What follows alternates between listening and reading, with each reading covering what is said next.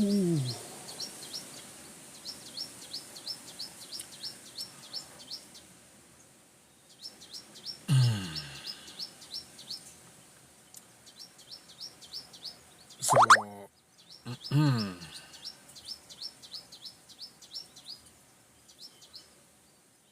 a shout out to everyone in the space.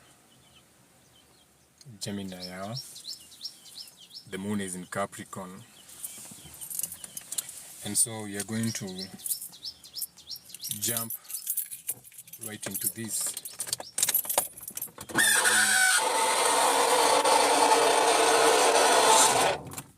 Let's close the world outside. So now, as we create an anchor sign for the second hour. So we are in the year of the snake, and so what you can tell about snakes is that they shed the old skin. Okay, now in our culture we talk about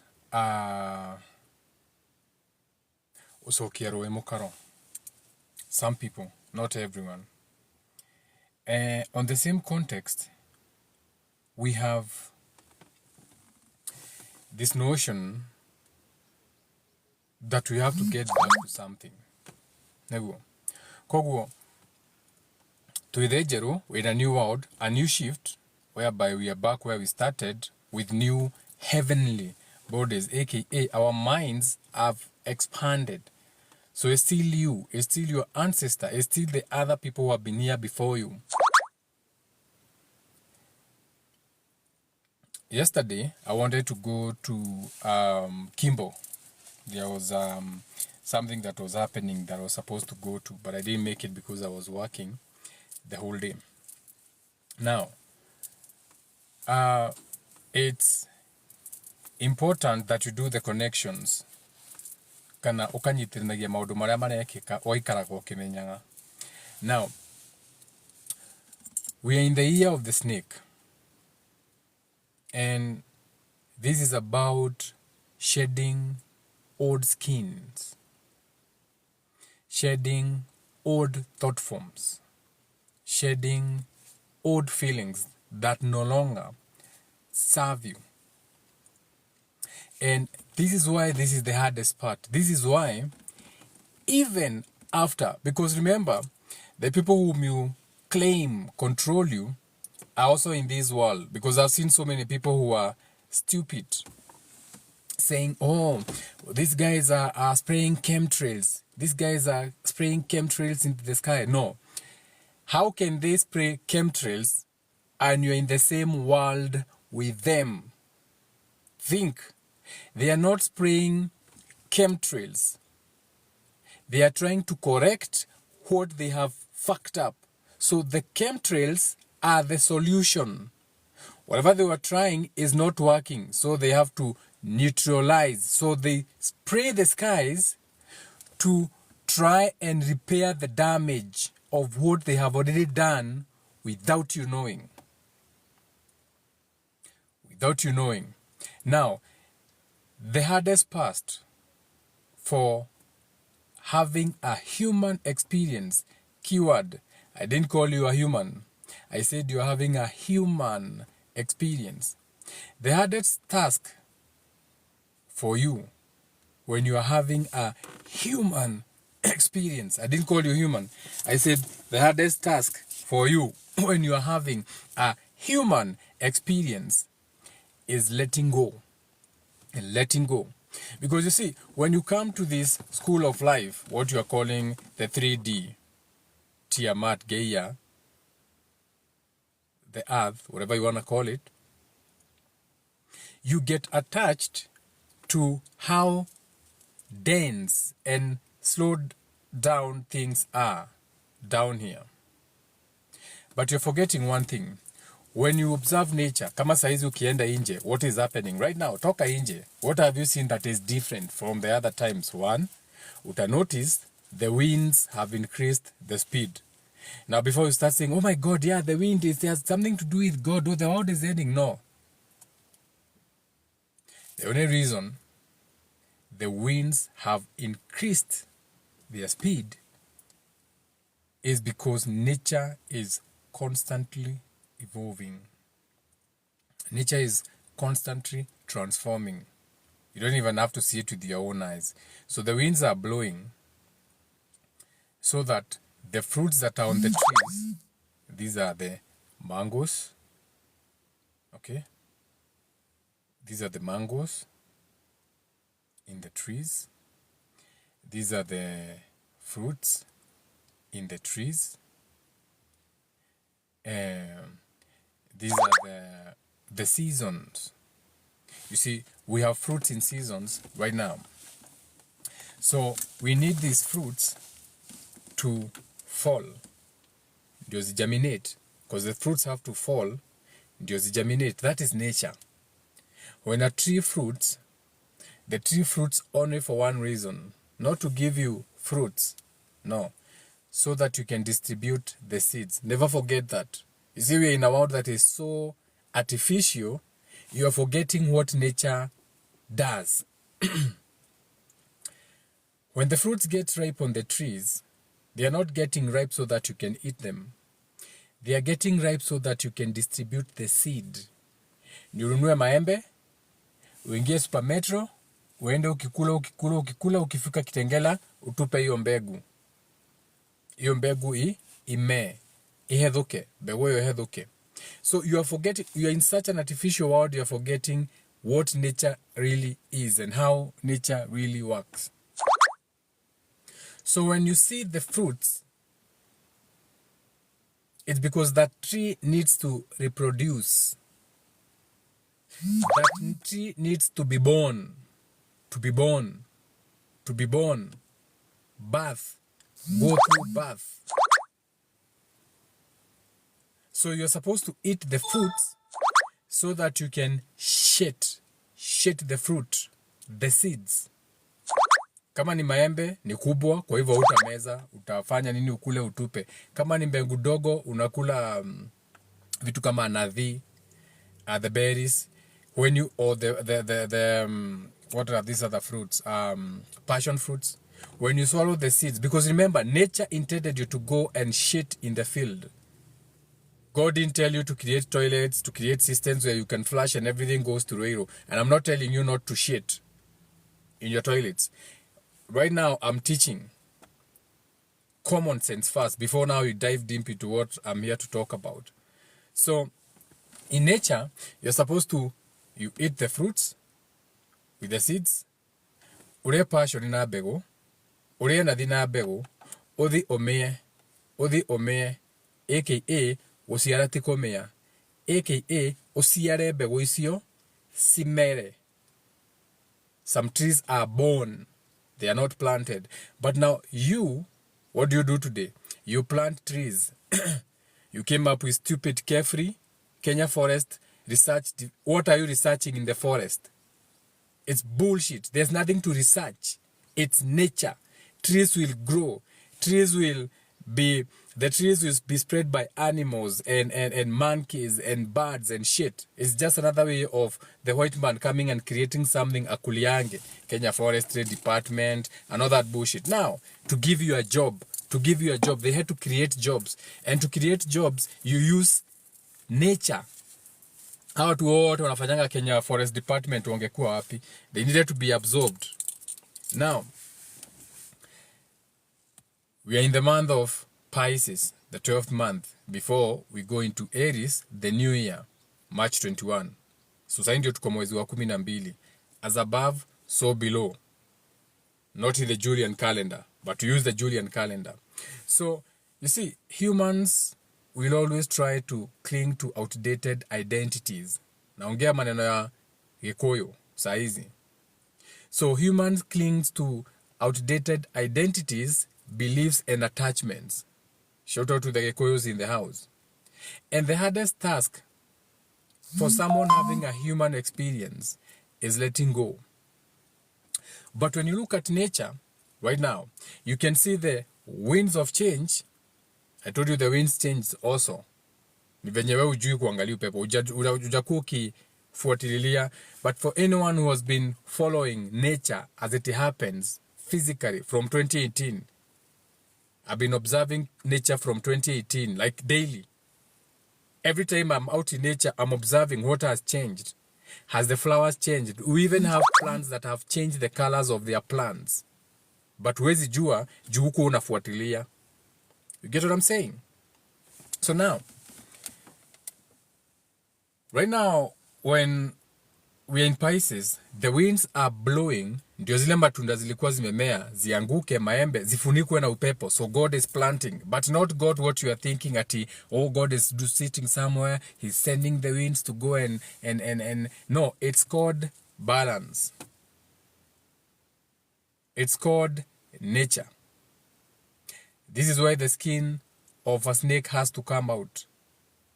So when you're observing a skin, shed the skin, a snake shedding a skin, unafaa kujiuliza, kama hii nyoka inapigisha kichwa kwa mawe, inatoa hiyo ngozi mzee, inakuwa renewed.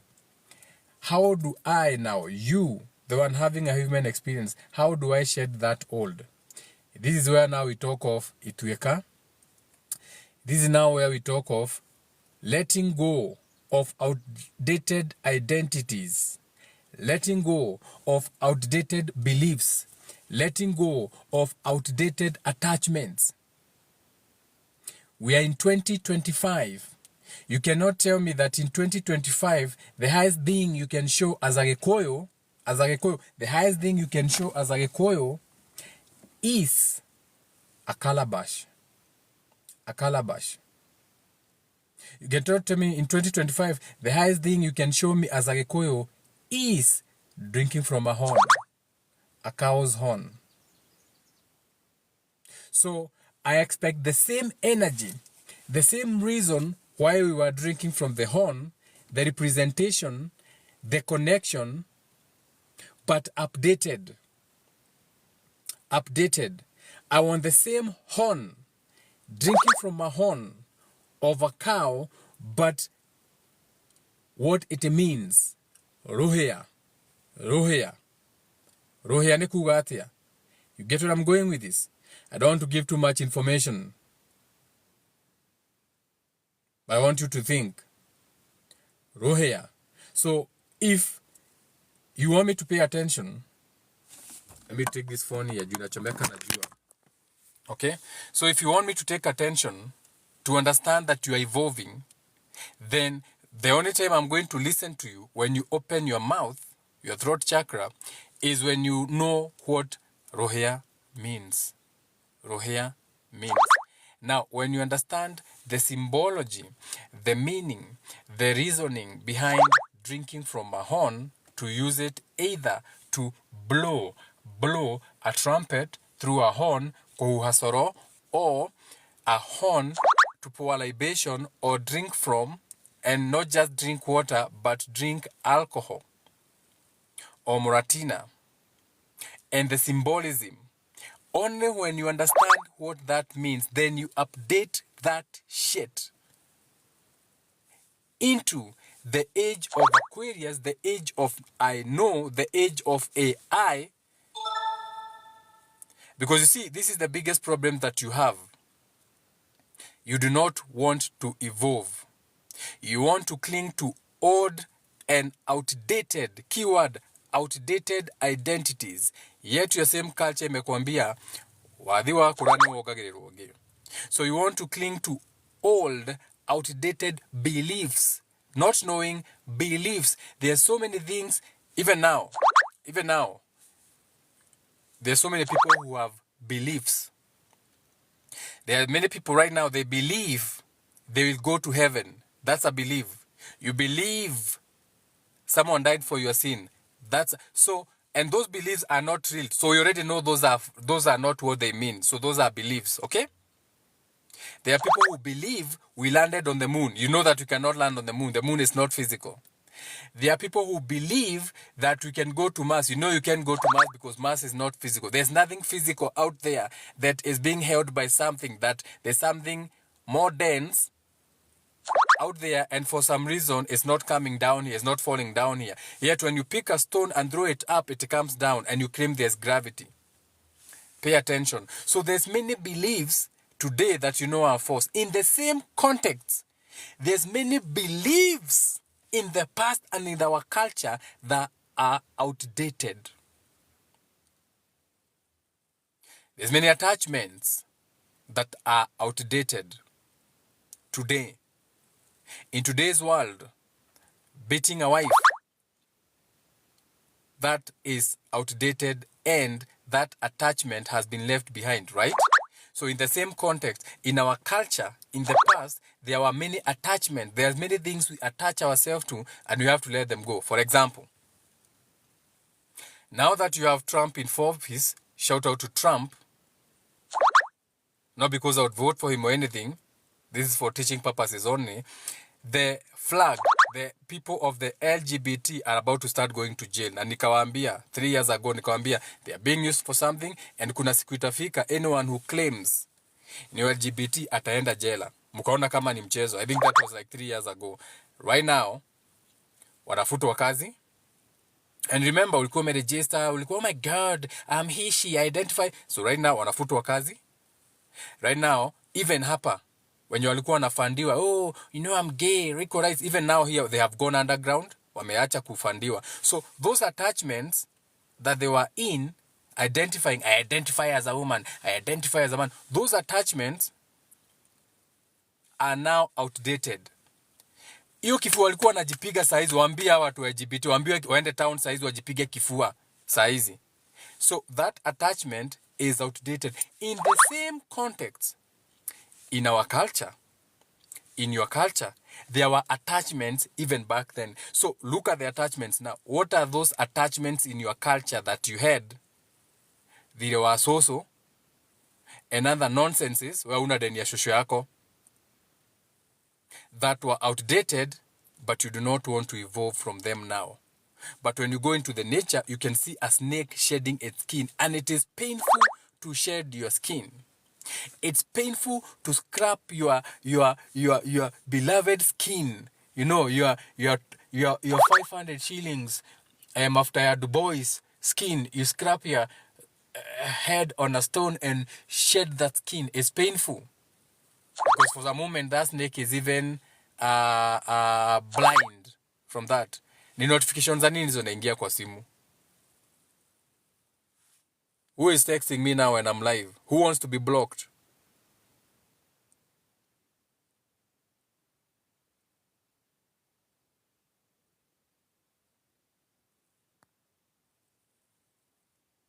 You're going to get blocked. Usiendelee hivyo. So now, tunaanzia hapo. That was opening. Ni notifications za nini zinaingia kwa hii simu?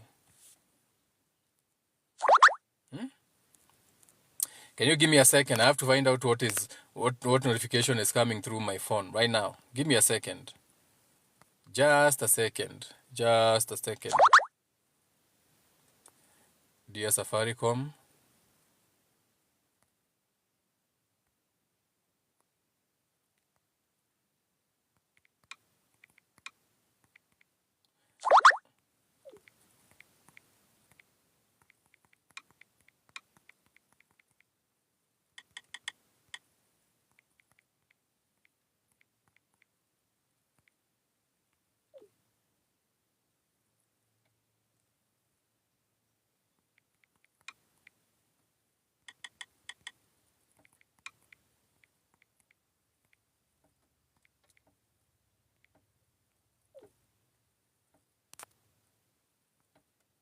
Give me a second.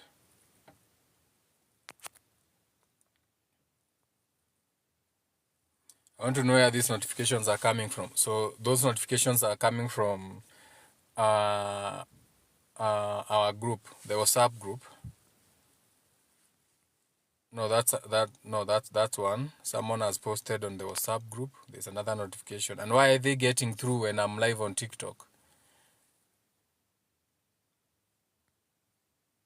Okay. I think thimeisha.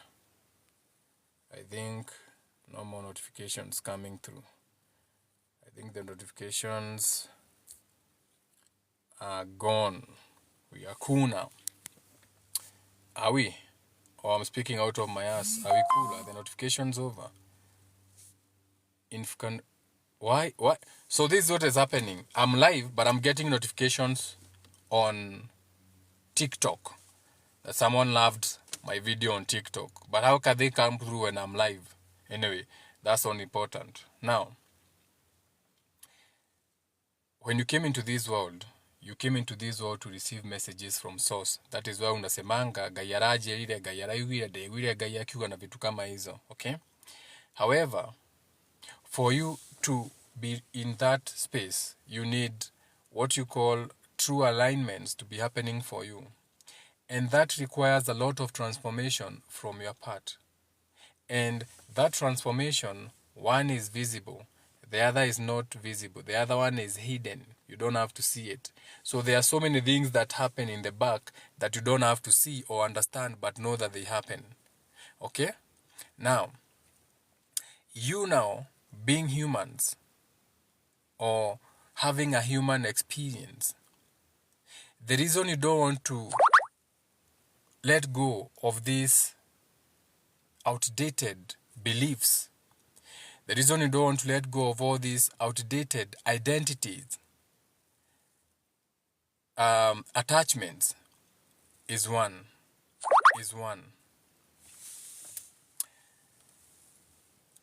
You having a human experience, you overthink.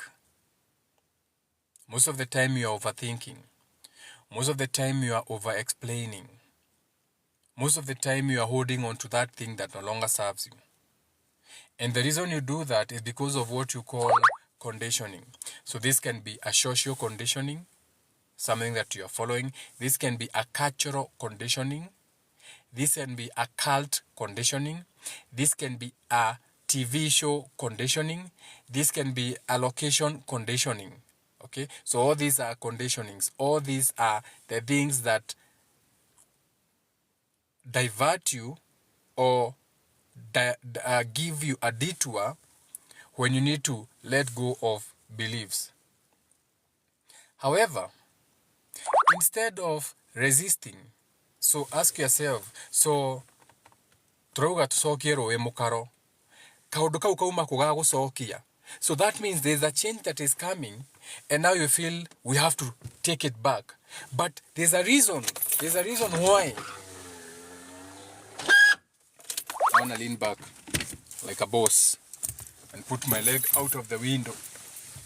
So there's a reason why uraigua ukienda gucokia rũĩ mũkaro. It's not a coincidence. Hena kiria kiratuma igua kiuga ati ndeigua gucokia rũĩ mũkaro. So that already tells you that there's a shift, a change that is influencing you to feel like you want to take something back. You get where I'm going with this? But instead of tucokie rũĩ mũkaro, instead of maithe maitũ mekaga, instead of mũgĩkũyũ wa tene, instead of nyanya, you are supposed to ask yourself this question. How about you trust your higher self? And these are the conversations we should be having.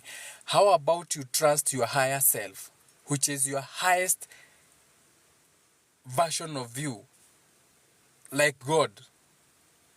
So if your higher self is guiding you, and when you look outside, you can see the changes. Instead of resisting, maithe maitũ mekaga, tucokie rũĩ mũkaro, agĩkũyũ a tene rĩ. No, instead of resisting, how about, instead of resisting, how about you respond? Nature, when you look outside, nature speaks to you. When nature is speaking to you, ikwaragĩria na mĩheehũ. Again, I don't want to go deeper into what that means. Mĩheehũ. I don't want to go deeper into what that means. Twanjirie na rũhĩa, okorwo nĩ wenda wandĩke. Wale watu wako kwa community group ya WhatsApp, nitakuja kwa group ya community WhatsApp ni explain rũhĩa, ni explain mĩheehũ, what I'm saying. Specifically for that. This is not for everyone. Now, so Nature speaks in meheho. Ni kuhehererwo uhehagirirwo. Kuhehererwo. Ukaigua ni ndagia na ukaigua mundu reke kwina heho. Heho. Ukaigua mundu akuria ke kwina heho. Ukaigua urainainio ni heho. Okay? So instead of resisting, nature, for example, the sun talks to you. Not what you think at speaking, but the sun communicates to you if you know how to. Okay? We have signs of deep wisdom and alignments that you need to know. For example, okay, go to Maugatiriri. Hey, Niregwe dudu irokita itura hoai. Niguite dudu otuko. Era neganagira ha mutini o wi haha. Nitugeterere tuone ni atia. Nature communicates in whispers. Meheho. So if dudu igioka kwanyu ni uria yugaga, ni kuri boe. Indo ici ciothe cikoragwo cigĩkũrehera ndũmĩrĩri tondu riria nyene arakwariria ndanagirira akwaragiria na miheho nikigwa andu angi makiuga ndirarotire na kwa muhiano again only for the community page, when you need to reclaim your voice nigetha ugie na mugambo wa utige kuga maitha maitu mekaga, nigetha utige kuga mugikuyu wa tene, nigetha utige kuga tucokie rwi mukaro, nigetha adapt into where we are. I'll give you an example. Tondu rakiago yegerekano Harry Borota go thirira or Michael Jackson. Michael Jackson was a nobody. I'm just teaching now. Shout out to him, wherever he is. You respect everyone, irrespective of whether he was an industrial plant or whatever that thing is. I'll give you an example of an industrial plant. Let me give you an example of an industrial plant. Some days ago, kulikuwa na msichana alikuwa kwa ana trend sana. And msichana alienda akaulizwa kwa interview. Akaulizwa so tell us, akasema I'm gonna hit that guy with the hack tool. So we know the hack tool is when a woman is sucking your cock and it goes into her throat, so she goes spits on your cock and continues rubbing it. So that was an example of an industrial plant. Mtu anapewa limelight to distract you from something. Anapewa what you call attention, because these are their TVs, their phones. Anaenda viral. Anapewa endorsements na vitu kama hizo. Kenya saizi your industrial plant right now in Kenya ni test wa S, sijui S wa test, whatever that nonsense ya kinaumu kurino, wote ni industrial plant. Heze mwita etagwa ati heze Karango, bibia Karango, your test ni industrial plant. Unajua, you see, you guys, you don't know how to look at things. You are being distracted again. Anyway, away from that. Nyinyi ni kama hamjui kuna kitu inaitangwa National Intelligence Service. Ni kama hamjui kuna... Unajua Karifka hilo ni nani? Unajua tuliwaambia hizi vitu mkaona kaa ni upuzi. Now, the one now who's in charge, kwa sababu now they can no longer use... what do you call that? The other one they were using after Karif Cairo, kuna mwingine walikuwa wanatumia lakini hiyo haikuwork. What was his name? Another Kikuyu. Because you see, you are forgetting Kikuyu muri wa daba. You Kikuyus, you are still under a lot of war. You think everything stopped at independence. You are under threat every day mpaka mutaisha. You will be a totally destroyed, forgotten community unless you wake up. Nakuna simule tatawa esiaga whatever bullshit. That's an industrial plant. You ikona plan yake. It has got nothing to do with whoever Karango fucks. Karango can fuck every hoe in the city or in the street. He's a man. He's allowed to fuck any woman he wants. Wewe unafaa ujiulize, how can you have Kikuyus trending for a whole week? Unakuta live 10,000, live 4,000, live 2,000, live watu wanaongelea mtu bibi. Kwani what kind of pussy does he have? These are called industrial plants. Na hizi vitu zinakuanga zimepangwa. And at the end of the day, they are going to be used for something. And at the end of the day, again, it is still you who are going to lose. Before you know it, tutakuwa 2027 elections. With all these things bado having been passed, not by your president, by the forces B. Your president is a puppet. But hapo si hapo nilikuwa, by the way. B sikuwa hapo. I don't know if I really have any real witches in my space right now. Because I want to talk about the full moon that will be coming and happening in Virgo. Will it be happening in Virgo, really? By the way, is the moon today? I think the moon is in Capricorn. I think the full moon will be in Virgo. If kama sijakosea, the full moon will be in Virgo. Now, Virgo is Maria Immaculate, the Virgin Mary. Yesterday, I put the card, not yesterday, the day before yesterday, I put the card of Maria Immaculate, that energy, whatever you want to call it, in my community page. Na nikaiweka kwa status. But hakuna mtu alishikanisha venye nilikuwa na maanisha. Because we are all too occupied with akina Tessie. There's a reason I put that card there. Now, there's a lot of you people here who have very strong connections to... Nilikuwa nimetoka kwa nini? Sorry about that. Nilikuwa nimeenda kwa Thriller, Michael Jackson song. There's a reason nilikuwa nimemention. Kwa music ya Michael Jackson, Thriller, ni Thriller. Ni Thriller anatoanga meno. Ni Thriller anatoanga meno, tunaoneshwa wolf. Or which music video is this? Just come to Thriller. Thriller now. Yes, it's Thriller. Kwa music ya Thriller, kuna msichana anakuanga hapo, akiwa very innocent. Mokolino wa Michael Jackson kwa hiyo movie, anakuanga very innocent. Wako na Michael Jackson. Mwezi inatokea, full moon. Mwezi inatokea. Michael Jackson anageuka. Anatoa meno. Anakuwa beast. Anaanza kukimbisha huyo Tess, huyo Mokolino. Sijui kama mnashika venye nawaambia nyinyi. You see the full moon that is coming, though you don't care. There's something you're supposed to do, wewe, to reclaim your voice.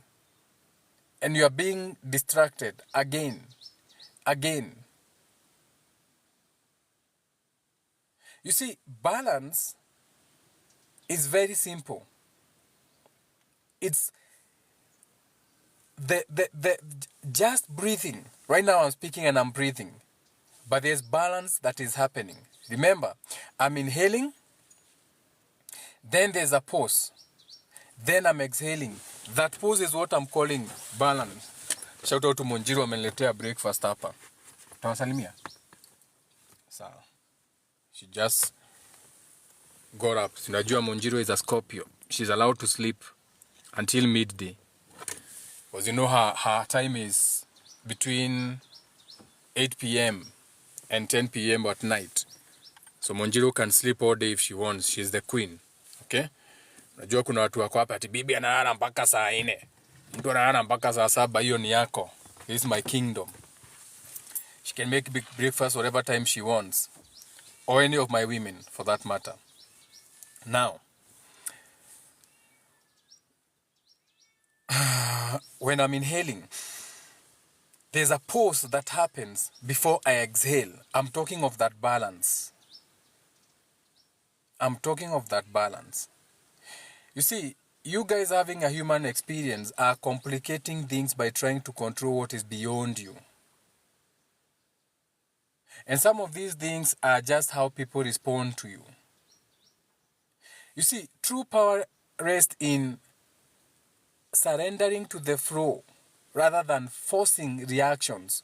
Wacheni kushina mkisema tusokiero wemukaro. Wacheni kushina mkisema maithe maito. Wacheni kusema mkifanya kamba ile wa elimu mukoro gutida ukisema ate athuri atenere muwekwe watene atuko hapo. We are not there. True power comes in surrendering into the flow. Don't force reactions. Wachana kigamba. Kigamba tigana nakio nikio kiahuthikaga hindi yo nikia ina wira wakio wagu ni kwiyuria getirwo kigamba niki gikiretwo kigamba mugambo. I'm telling you, reclaim your voice. Kigamba ni kugamba kiagambaga. That was reclaiming your voice during that time. We are in a new time now. We are in times where deception is ruling. And with the deception, what are you supposed to do? You're supposed to use your intuition. Tondu riria urahenio, ndungimenya ni kuhenio, no thamiri yaku ni imenyaga. Your intuition. Your intuition. So this is your message for you, because my breakfast is here and I have to respect my breakfast. Sinyumekunywa yenyu. This is my message to you. Na ndio maana nimekuja hii masaa. Nimerealize I don't, you see, this is my anchor. This is my anchor. This is Taurus. This is Bar. I was supposed to put this necklace on my neck nikuja nionge. Nikadecide hapana. Ningekuja, by then nilikuwa nikuja live at 8 p.m. I've been sitting, nikasema wacha Taurus ipite. I don't want to anchor that energy down. Wacha ningoje Gemini so that we can have communication mutable. Eno itago direct. Your vessel is your body now. Is here to warn you before your mind. So before your mind knows shit is wrong, your body warns you. We go amodo nidaigwa gunyerere. Nidaigwa dahe no koda. So your vessel warns you. Warns you, always gives you a warning. A warning. A warning. Before even your mind knows what the fuck is happening. Your vessel, the physical. That's hapa tunaongea about the holy. Okay? The physical, the holy, warns you before the holy, the mind. Before the mind even knows what is happening, the holy has warned you. The holy, the mind, ndio inafikiwa na hiyo maneno.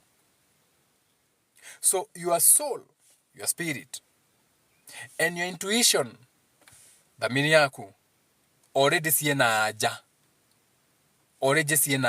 So who is complicating this? It is you. You are complicating it. Why? Because you are trying to make things harder than they are. You are resisting instead of going with the changes.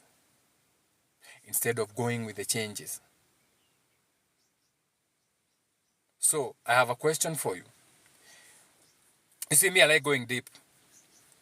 Shout out to my women. Balls deep. Now, when you are being called for to break from the past, you have to understand one thing first.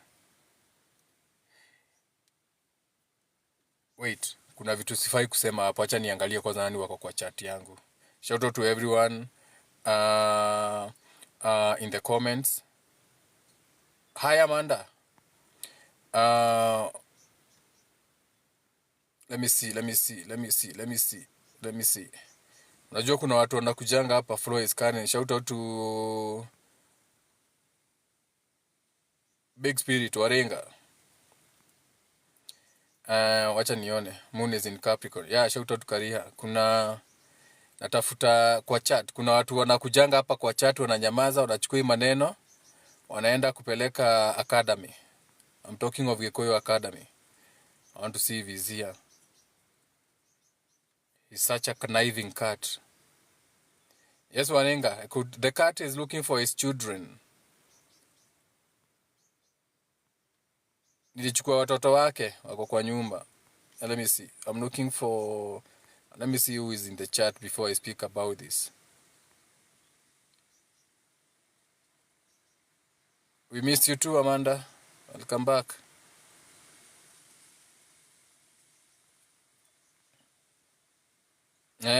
Shout out to Warenga for reminding me that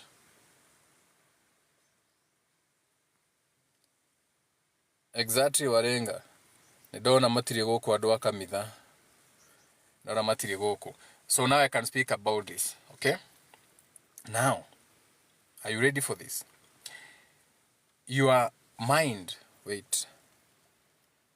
So let me know if they come in the chat. Tafadhali, when they come in the chat, when you see these people coming into a chat, because you see this, instead of learning and unyoking our people, junajua wanafaa wakilana waseme, wait a minute, so this is what is happening in the Kikuyu, let me go and unyoke or free my people. They go twist that information so that they can sound intelligent and still entrap our people. These are sellouts. In today's world, these are sellouts in the Gikuyu community. Now, your mind's eye is the pineal gland. The pineal gland, okay? That is your mind's eye. And your mind's eye, this is how it works. It is like a magnet, the power of attraction. It is magnetized to the highest vibration of where you are energetically. You, not anyone else, not anyone else, you energetically. Now where you are energetically, let's say energetically as a Gikuyu people, you are operating from lack as a Gikuyu people because you have nothing. Mimi unajua hata nikikuja hizi vitu za Gikuyu saa zingine nasema no, I can't come to something inakaa hivi bana. Ni nini? Sasa hizi ni nini? Yani are you telling me as a Gikuyu community venye tunalinganga this is the best we can do? Tohamatu unituraje, this is the best we can do. Because I go to other cultural events. I go to the Somalis. I get invited to the Somalis. I get invited. Yesterday I was with the Maasai. Okay? I was with the Maasai community. They even gave me enough space for my beehives for free. They said, bring as many beehives as you want into this land, communal land. Because I like to me. So I go to these events. But when I come to the Gikuyu events, I look at the tents. Ate dumo. Tureka dumo doro iguru. Tutigeuta ginya goita stro ginya mahigana. No. Nimekata. I do not belong to the Gikuyu of lack. I denounce that Gikuyu of lack. I denounce that Gikuyu of no abundance. That's not me. So this is the trick. Your mind's eye or your pineal gland is magnetized to the highest vibration of where you are energetically. What do I mean? The information that you are receiving, the information that you are receiving, the information that you are receiving, lack. And remember, lack, there's L-A-C-K. L-A-C-K. Na kuna lack, L-U-C-K. Those are two lacks. Same energy. One is a higher frequency. You are lacking something. You don't got it. And the other is a higher frequency. You are lucky. You have something. Things fall into your lap. Abundance. Your mind's eye, your pineal gland, is magnetized from where you are energetically.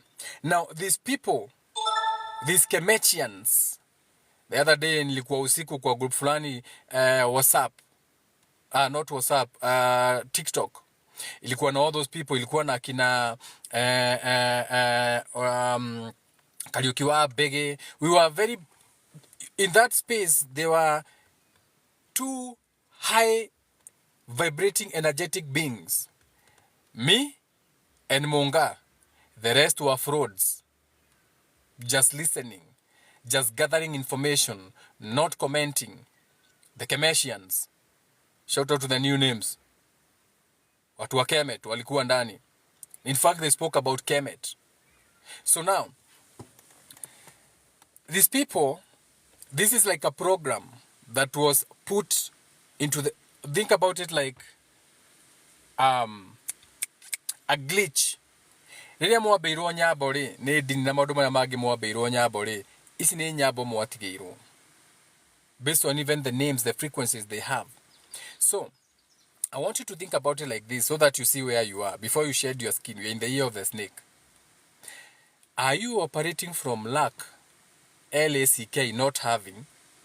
Hence, sokere maitha maitu, wenero soke mukaro, mwiko wa teneri, shout out to Wairu Mukuru, aka the books, the Southern Kikuyu, facing Mount Kenya, and all those Mavukuma Avoro, and all that nonsense. or are you operating from abundance? There's a reason I'm speaking about this. The realm we are in, the 3D, is one of infinite abundance. Infinite abundance. How do I know? Because I see people in abundance. Jua imetosheka kukula mkate yangu, sasa naweza iweka kwa kivuli. Kwa nimeweka oats na nini kwa jua ikule na icharge. So we are in a community of abundance, but society, pay attention. Listen. Society has conditioned you to believe in scarcity. Gikuyu migoda ni yathire. Conditioned to believe in scarcity, because remember, you can still buy land. Si mchina bado anakuja ananunua shamba. The world is so big. Si bado mmekuja mmepea Bill Gates thousands, hundreds of thousands of acres. Kwani shamba ziko wapi? You are operating from lack that you are being taught by the people you call your so-called Gikoyo ara mamutongoragia kirira giki. So as a society, you have been continued to believe in lack. Nikyo ginya mutage corona dumo ina kurieri. Nikyo ginya ara turathi gucemania lacking. Nikyo turathi gucemania githunguri kia wairera kawanja gatahara turakwa magari. On purpose. Pay attention. That's on purpose. We can meet Kasarani. Kama Mudhoni drama queen anatupelekanga Kasarani, tunafanya blankets and wine. What about Kikuyus? We can afford Kasarani. We can afford Nyayo Stadium, kuna choo na kuna kila kitu. We can showcase our things in these places. But this is spiritual warfare ongoing right now. But for you to unlearn that, it requires deep work. It requires deep work. And that comes through experience of deception and betrayal. You have to be experienced to see deception and betrayal. You have to see them. So, nitweta na Gikuyu tugasemani handu fulani nitukareria maundu ma Gikuyu ni wako. No, you have to see the deception and the betrayal. You have to understand where it's coming from. You have to break free from the past. My Gikuyu people, you have to break free from the past. There's a tarot card.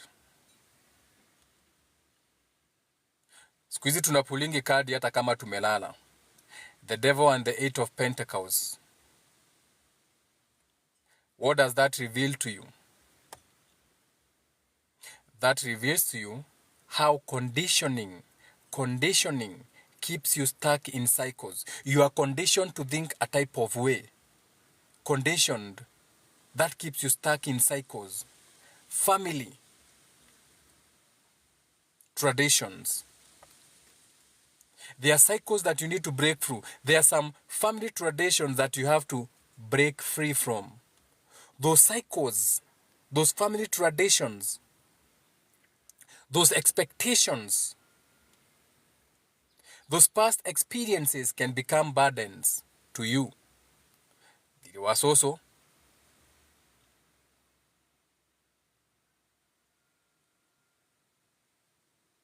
na mage maigi.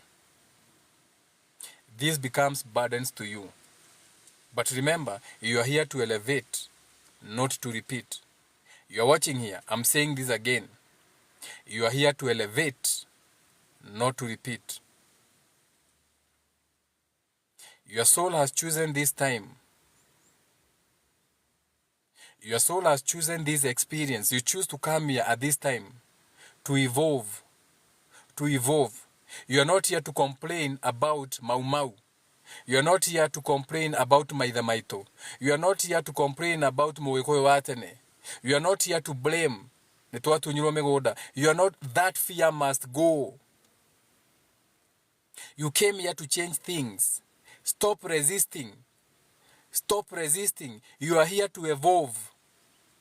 You came here to change things, not to be bound by them. That is your fear. Me are broken free of all the fears. You heard me the other day saying, I can decide I will not bury my father. I will not bury my mother. I have said that. I will not bury some family members. Why? Because I also understand what it means to put a body in a concealment, what you call a casket, and placing it in the ground. On that day, I can decide I'm going to celebrate what I can remember positive about this person. Na sitaenda mazishi yake. And I'll be okay with that. I'll be in this fucking world, it's all about me. Fuck your feelings. We can do nothing with your feelings. Even the Bible tells you to get to go to heaven, you have to go through man. And I am thought. I am not feelings. I have no feelings, and I'm a Taurus. So you know what that means. As a Taurus, I have zero feelings, zero chills. I may be slow to act. I may be a bull. You know, I may, no bad intended. I may procrastinate, but once the decision is made, it's done. It's done. You choose this time to evolve. You need to dive deep into your shadow work. I keep creating programs for you on TikTok, on WhatsApp. You don't want to sign in because you are lazy, because you want to be stuck to the old. Every challenge that comes your way today, I want you to write this down. Every challenge that comes your way, every betrayal that comes your way, every hardship that comes your way is designed for your growth. You choose that. Anyone who has played a painful role in your journey, whether it's an ex or it doesn't matter who they are, they were catalysts for your transformation. Your lack of love from your parents and all these are people, those were catalysts. They were just adding sugar into your life. Be sugar baby, sugar daddy, sugar mama. So this is your lesson today, because I want to go and have my breakfast, but I'm going to go through the chat really quickly and have my breakfast. I also have a request. I'm going to take it right now so that we can listen. This is the lesson. Stop blaming your forefathers. Stop blaming Moekoi Watene. Stop blaming Maithe Maito. Stop blaming Tosokiro Emokaro. Start evolving.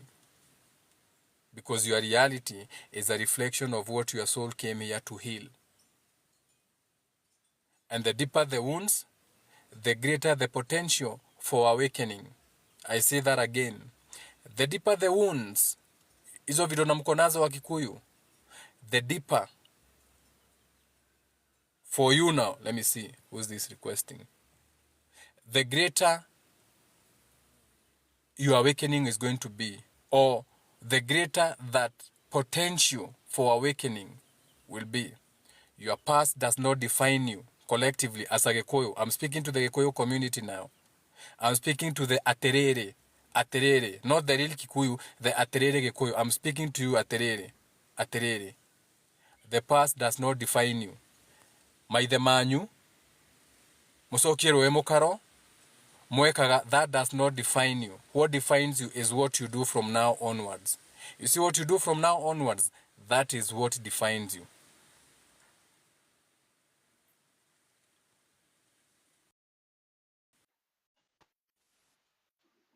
Dayo, Jega. Dayo. A very, very, very profound message for today. Very, very profound. Those, like we always say, those that have ears shall hear, and those that have eyes shall see.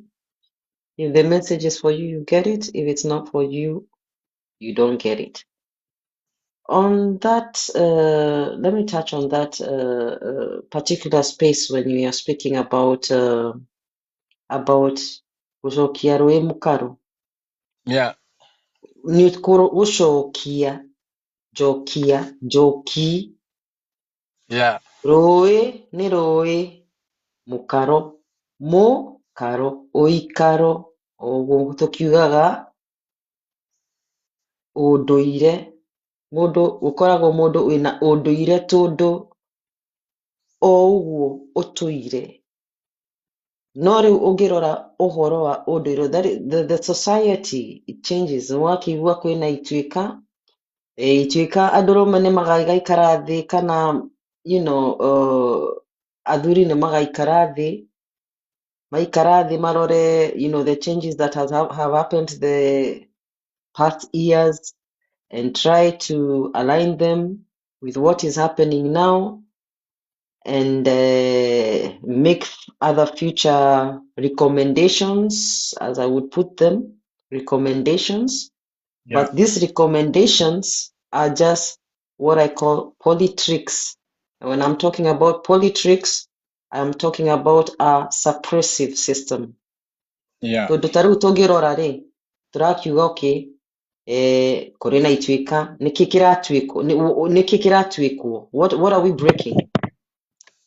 Tuna break nini? Tunaleta nini laws gani tena? Na Umesema hizo ituweka. laws tunaleta na hizo laws tunaleta nani Yeah. amedecide?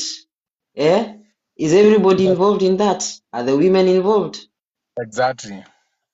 Are the children, the Gen Z, for example, the young people involved in that? It's just a legislative system that is formed, and they say, okay, this is what we are going to do. And the thing is that even if it is done, it is not done in a collective system. The consciousness is not flowing. You use the word flowing a lot. Only when you take the path of the least resistance, then you, as a person, as a community, as a family, are able to attract or to move in with the current. The current Exactly. of the river. The, the Yes. currency. Yeah. And when you move in with the current and the current, when you move with them, then there is no space for luck, because if you're moving in correctly with the current, what happens? Then you bring in the currency, that is the ebb and flow. Take it, for example, of a river. It moves on with ebb and flow. Wherever it goes, if there are floods, it will take some soil with it and whatever. And then when the season is dry and when it's hot, it goes down. And then there you can, all of a sudden you notice, ay, wewe watu ka very red. We na daka, makoga ni daka. Yeah. No way ũngĩkorwo we ndũĩ dakari, you're taking it as a positive thing. You're not going to be stuck in the mud, because you're going to know that dakeno ori yatu niho ori. There's some iron oxide in it. Yes. When it is yellow, there's some gold in it. Yes. When it Yeah. is black, then you know there's some magnesium or whatever in it. Yes. So Yeah. what most of us do when we are doing such things, instead of looking in the underbeds and the color of the water, we look at the sand that is on the side of the bed. Yeah. That sand mwathie gwaka Eh. mwathie atia gwaka mutari naka Yes. Na kanio tondu makaga. na no maheanaga ke mwaki. Na ũngĩkorwo gũtirĩ na mwaki nyũmba yaku rĩ, nyũmba ĩyo nĩ ya heha, ũgauga kũheha, heha, the breath, heho. Yeah. Then twakiuma hau gwagĩtuĩka okay, andũ nĩmagĩka, nĩmagĩkũrio, nĩmeka atĩ, they go through whatever they go through, they follow the systems, they are stuck in the system, magacoka gũgagĩkinya handũ nĩ koguo mathiĩ kũhurũka, onaho hena heho, o hau ha kũhurũka.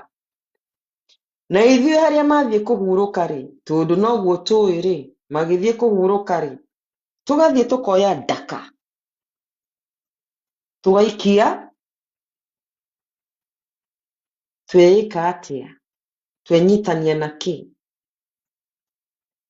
Kĩu ti gĩkuũ twenyitania nakĩo. Nikio. In the name of the Father and the Son and whatever, then the wife comes, she takes that, throws inside there. The family members nako nĩ gwĩtwo metagwo mũtumia ambe oke, ciana cioke, relatives moke, mũgĩikagia ndaka. Nĩ mũtungatĩri wa meta.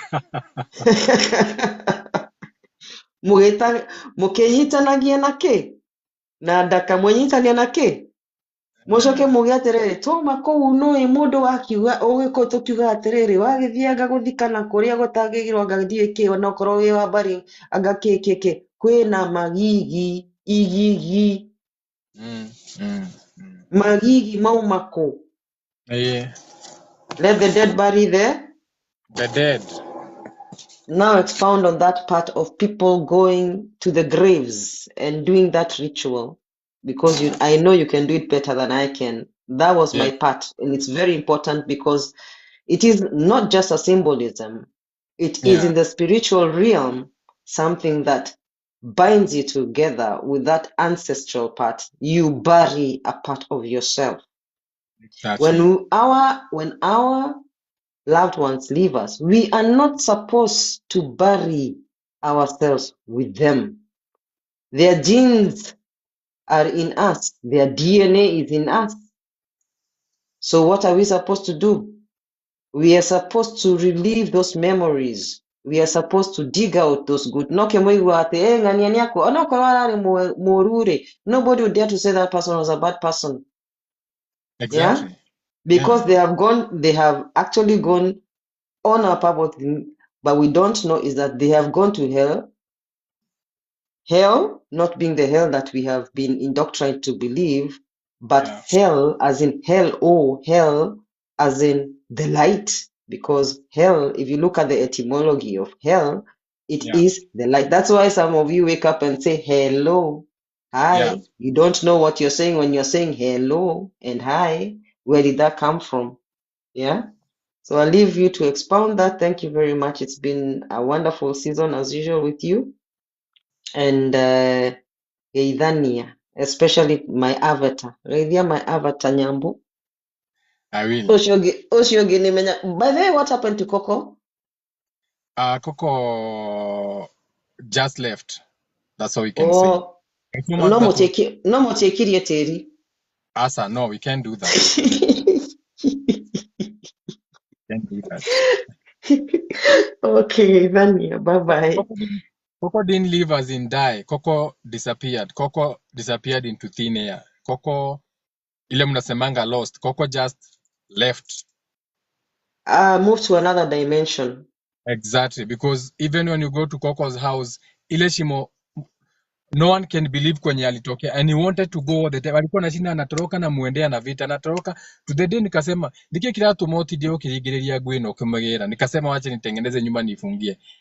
We don't know how he got out and he just left. Okay, you can explain that to the other people, but wewe unaona unashikanisha what happened. So Coco, Yeah, move to another dimension. Had to move to another dimension. Coco and a baboon cannot work together. exactly. Kaheri. Shout out to you. Ah, beautiful. So yeah, back to the live. Shout out to Warenga for the beautiful. Shout out to Warenga. You can go follow Warenga. She was speaking there. Go on her page. Okay. Follow big spirits, just because for whatever reason. And so she has pointed on something powerful when she spoke of concealment, kuzika watu. You see, Kenyans, she is private. Of course, she's private. You can request, she's going to accept based on how the energy feels. She's not just going to accept you. She's very high on intuition. Shout out to my witches. They can tell the energy and they can even block you without you saying a word. Naweza ingia kwa space yake tu kumwambia kublock na kublock. That is what happens. So concealment naongea maneno ya mazishi kuzika watu. If you are so big on muwekwe wate ne tusokero rwemukaro mbona bado munazika watu kwa sanduku. Mũgĩkũyũ ateaga mũndũ gĩthaka akarĩo nĩ nyamũ. Niĩ ndinakwĩra ũte mũndũ gĩthaka. But nikiangalia Muslim naona wanachoma watu wao. Nikiangalia Muslim wanachoma watu wao. Wanaenda na hiyo ash wanaiskata. So you claim to be Gĩkũyũs, twateaga mũtĩ ũgateo, but you are the new Gĩkũyũ version. You are the updated. You are the new Bible versions. You are the good news Gĩkũyũs. You are the tribe that was destroyed and raped and pillaged and given a program to continue. Concealment, because you also have to understand that death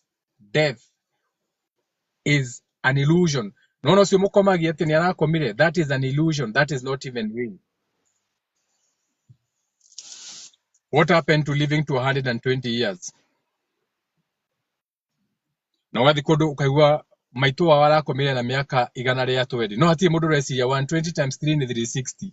Amenya niki kie mucio cio utie mundu reciria uguo. Wiranyu ni kurugama haria.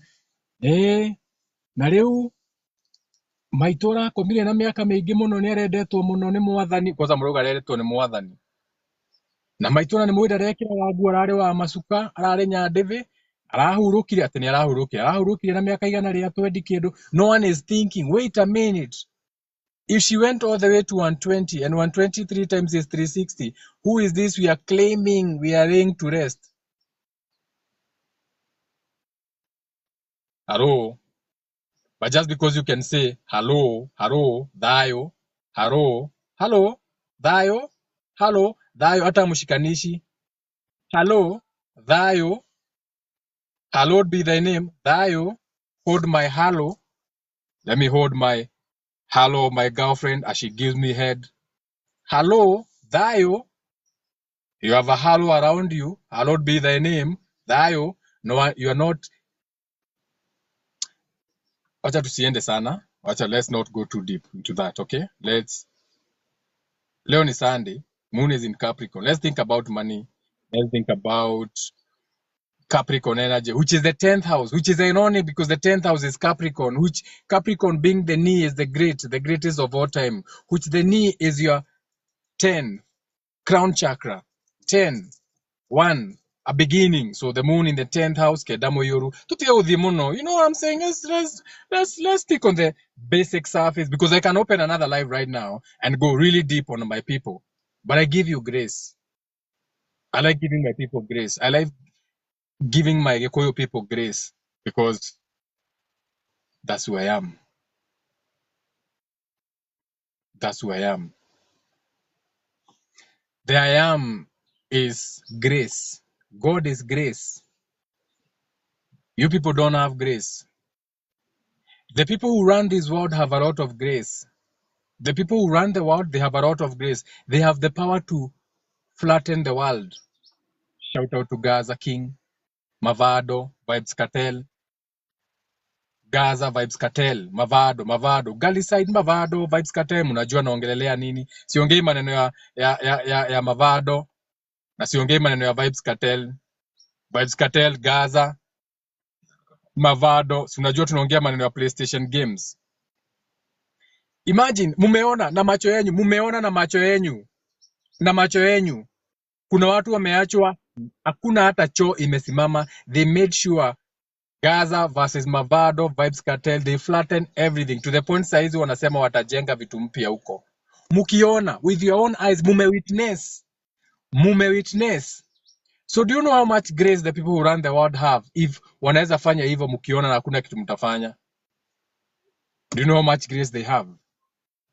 You don't even have a quarter of an ounce of grace on the people who run this world. You don't have. To be really honest, you don't have. So no one is stopping you to become the best version of yourself. No one is stopping you to evolve your culture, your Gikuyu, into the best thing. In fact, they would want to learn from you. But when they look at you, thayo, hello, they're like, wait a minute. Yani, kwagirio kamwe thini waya. O kamwe tu thini waya. Gagihonokia ruriri. You know about the story of Sodom and Gomorrah? That city, nothing good came out of that. Vibes Cartel, Mavado. Kwagirio kamwe. Rĩu mũraugire andũ mokae kwanyu matarĩ na visa. Do you know what is happening? Do you know what is happening? Kana wĩranyu no tuoe moko maitũ na igũrũ tũrore kĩrĩma. What? I have to go. Shout out to everyone in the space. Each one, teach one. When I speak like this, it's coming out of love. I have nothing against you. I have nothing against anyone in the world, actually. I love everybody. Regardless, I love everybody. Okay? I love everybody. I have no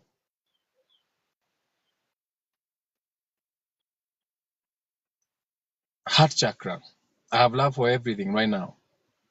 So even when I come like this, don't think, oh my God, I'm not even complaining. If I was to open my mouth and complain, trees would dry. Literally. If I was to complain, I'm an earth sign, trees will start dying around me. I stopped complaining because I noticed every time I've been in a place and I complain, I would come the next day and a plant has died or the leaves have turned yellow. So I know my power. Okay? Know your powers. Know thyself. But there are some of these conversations you have to change them. You can listen to the chicks. Unawasikia? The chicks are here. The birds are here. Chicks, birds. No pun intended. That's my chick. She's a barley. The chicks are here. That's deeper than most of you. Ni sasa. But you know my breakfast is, I should have my breakfast now. I don't know who can, nani anaweza request. Warenga, if you're not gone, you can request you continue teaching for a minute. I dive into my breakfast to continue with this live. Or anyone. Yeah, buddy, yeah. Yeah, so that I can enjoy my breakfast and then we continue. Warenga, please. I'll be eating, as I'm eating the breakfast, I'll be eating whatever Warenga is speaking about, esoterically Ah, speaking. let's speak So, stories. yeah, let's do stories. I love stories. I'm going to turn the Mm-hmm. camera off to see what I'm eating, but I'm here. Let's do stories for those who can understand or overstand. Warenga, post kidogo. So I Mm-hmm. changed the screen so that I can enjoy my breakfast and see what is on the screen. Continue, Warenga. So, last time I was here, we had a story about the boy in the cave. And when I'm talking about the boy in the cave, I'm not speaking about a boy, a masculine figure. I'm speaking about a boy that particular individual who has been birthed by a mother, the mothership, because when we come into this world, we are in the mothership. We are encompassed by water. Mai, rege, ni moi. We live in that water. Some will say for 9 months. We know it's not 9 months. But that is what we have been indoctrinated to believe, that it is 9 months. Kinya hado ginya mwana agekoro ni akinya like that 42 weeks, 43 weeks, 44 weeks, where the doctors start panicking at now the baby has been there for too long. We have to do a cesarean section. The baby has to get out, and then they go in. And the baby is not ready to get out, but the mother is not complaining. Me saying the mother is not complaining is that she is not getting any labor pains, not even this Braxton Hicks. Baby is fine. Water is okay, the placenta water is okay, the amniotic fluid is okay. Lakini madaktari wanasema it's time for this child to get out. So one thing, that child now comes out in a form. Now this, you have to be a little bit open-minded. Comes out in a form where the child was not ready. If you look into Latin, that will be a form of what we call corpus interruptus. You have interrupted the face of this child coming out. Yeah, and we are seeing that happening all over the world. You're not ready for whatever is happening. You're not following your intuition, or you want to follow whatever is going on around you, the media. Oh, this is what is happening. Like right now, if you look into the into the USA TikTok. If you don't have a stable mind, you're going to start panicking. Illusions being created. Sijui kuna nini huko juu mbinguni. You see things that are happening alien, and then how many people sit down to ask why only that country such things are happening? Planes are falling, zinaanguka kutoka juu mpaka chini, watu wanakufa. Alafu ukiangalia list ya wale watu wanakufa, ask yourself questions. Ukiangalia sijui some states sijui maji imeflood, and then imeflood ati wanakuambia ni pipe ilitoboka, lakini ukiangalia nyumba got flooding waters and the water is frozen. It doesn't matter how cold your house is. You have to have a negative, I don't know, you have to have -40 or whatever. Ndio ati maji ikiingia kwa nyumba yako within a few minutes inakuwa ni ice. Let's learn to ask ourselves questions. Yeah, we could go on and on and on and on, even tuingilie mpaka things that are happening, political divisions and all those things, mpaka hata kwetu nyumbani, all those things that we are saying nyumbani. So here goes part 2 of the boy in the cave. So the boy in the cave came out of the cave, and then he saw the satellites, and when he looked up above, they told him those are satellites. But when he looked at the shadows on the ground, he did not see any satellites. It's a small boy. He saw form of cows. Some of them looked like camels. Some of them looked like horses with people who were riding on them. Then he went back into the cave and compared the pictures, and he said, these shadows that I'm seeing on the ground that are being illuminated by the sun, there is no moon, yet they say these are satellites. And he went back into the cave and compared the pictures, and he noticed the pictures that he had made of the galaxies and the stars, him having painted a cow with very small dots inside, him have painted a lion with the small dots inside. He came to realize that what he had painted actually in the cave were just not animals. Those were the constellations. And we see that up to today.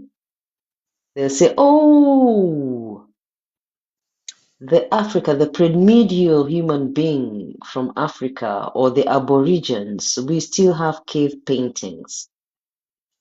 But if you go and look at those cave paintings, those are not cave paintings. Those are constellations.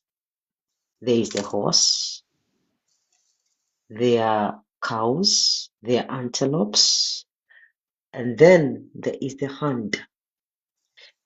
And the young man asked himself, why did I paint this hand? Where did I see this hand? And he went back again and looked at the shadows, looked up in the sky, and he said, this I must research. And he got out of the cave.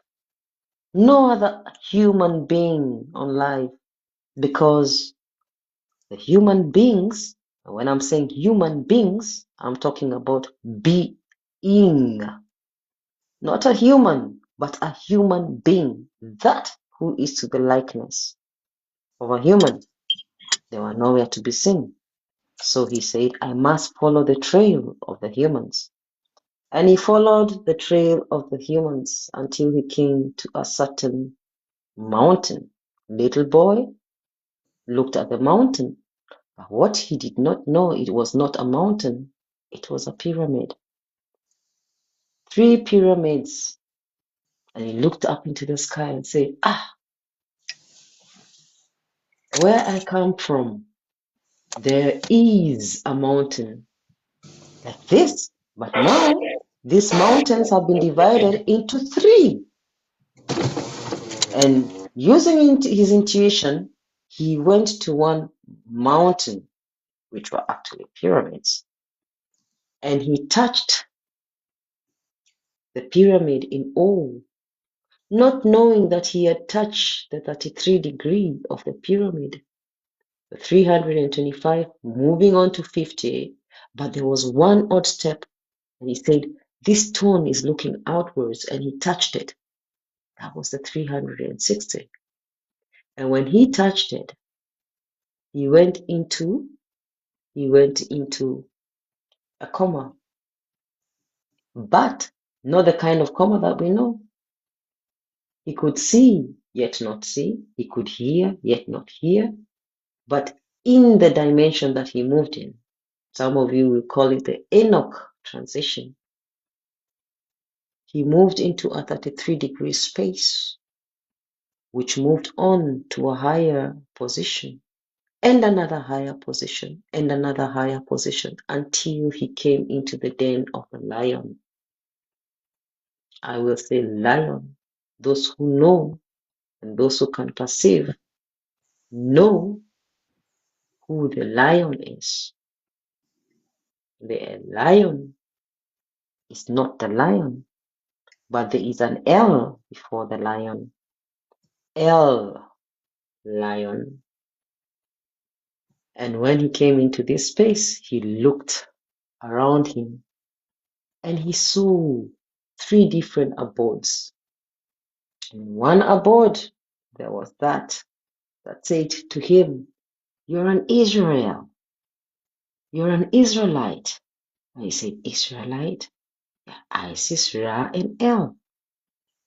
Isis, Ra, and El. That means Isis, the mother, Ra, the light, El, the Most High. I must be in the abode of the Most High God. And something whispered in his ear, not yet, not now. Look to your right, for there is somebody and some power greater than that. And he looked and he saw the abode of the El. And the abode of the El had something else that's whispered to him. And he saw fire blaze all around him, and the fire blaze all around him whispered to him, Jehovah.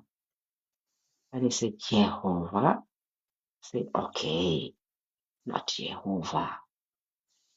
Just say Yahweh. And he said, Yahweh. That sounds good. It's easier for me. And he said, Yahweh. And when he said Yahweh, that was the breath. And he said, okay, that must be the highest supremest God. He said, no, no, no, no, no, no. Above Yahweh, there is still another El. Is it another El? Yeah, that is the Elohim. Elohim? Yeah, is that the highest supremest God? Not yet, young man. Look from whence you come from and look high above you, because high above you, you should stretch out your hand, and when you stretch out your hand, you will be able to see the five digits of the one side of the mighty ruling powers, that is the left side, and you'll be able to look at the other hand. Stretch out your hands, young man. And he stretched out his hand and he said, and something whispered to him and said, one part is the mother and one part is the father. Do not forget your mother. Do not forget your mothership. Now put your hands together, young man. You hunger. And that he did. And they said, that is manna. Manna. And he said, what does that mean? And they said, in your little body, young man, once you hunger, you don't need a big plate. You don't need a big pot. The palms of your hands are enough to feed you a meal. The palms of your hands are enough to give you water. That is the bowl that you need. That is the future that you need. That is the present that you need. And he said, I see deep lines on my hands. And they said, that is your fate. And when you look into your hands, therein you shall know where you come from, for that is the hand of God. And the hand of God is the greatest power that you can ever have. Look into your hands, not in the mirrors. Look into your hands and not the waters. Look into your hands, for they shall provide. For your hands are the hands of God. If you understand, you understand. If you overstand, you overstand. If you cannot overstand, woe be unto you. For everything that we search for are in our fingerprints, are in our lines, are in our paths, are in our stars. We need not look unto the heavens. We need first to look unto us, because until you understand the earth, we being the earth, having come through our mothership, and when the earth separated from the waters, we were given birth on, as in we, as our mothers gave birth to us, and we anchored unto this soil. But we are that soil, and the Spirit came with us. We are not vessels Yeah. that give the spirituality or the Spirit a body. We are not giving the Spirit an experience. We are experiencing the Spirit and the divine nature and the hand of God with us.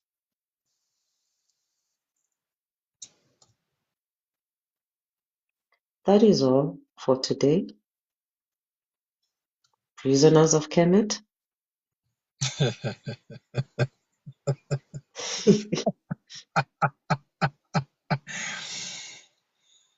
Hmm. Shout out to Waringa for the beautiful story. I want to tell you a story. Story, oh. The Bible is about the greatest stories ever told. Sietago ngano ngane. So everything is a story. You have to decode the story. Nidhayo. Hello. Hello. The light around you. Hello. Mm-hmm. And those who love my dear. Yeah. Hello. Hello, Hello. my dear. So do have a beautiful Sunday. Moon in Capricorn. Enjoy your day. You are loved. You are important. You are not small. Someone made you feel small. You are not small. You are greater than that. Ni sawa? So we'll catch up on the next live. Live. Live. Pay attention. This is a live. We are on a live. Live. Hii ni live. Unanipata live. So until we catch up on the next live, it's not the word, it's the frequency. That's a whole new dimension in itself. Right now, ukiwa kwa hii live, you may look around you on the phone, you think, no, you are not, you are on another different dimension. That live, anyone who's in this space, ndona mugane igira gwisi umabizi nego mutumire invite anyone that was on this space is not a coincidence. You're operating on a very high plane, different live stream. Anyone on this live, don't bring yourself down. There's a reason why you're on that different stream of life.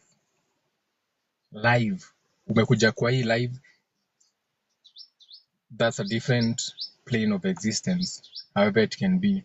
So choose your plane of existence carefully. You can go to anything. You can go to your lowest natures. Okay. Shout out to the bombers. You can go to your lowest natures. You can go. There's nothing good or bad about these things. You can go anywhere. Keyword, you are just having a human experience. So how is that experience going to impact you? Are you going to go through? Keyword, go through that experience. And when you go through, how are you going to come out on the other side? Will you come out lighter, as in light, as in less weight, as in an experience that you went through and you shared and you learned and you expanded? Or are you going to go through that storm, come out heavy and depressed, washed under the waves, makobe, so ndurahota kurera, float and breathe? It's on you.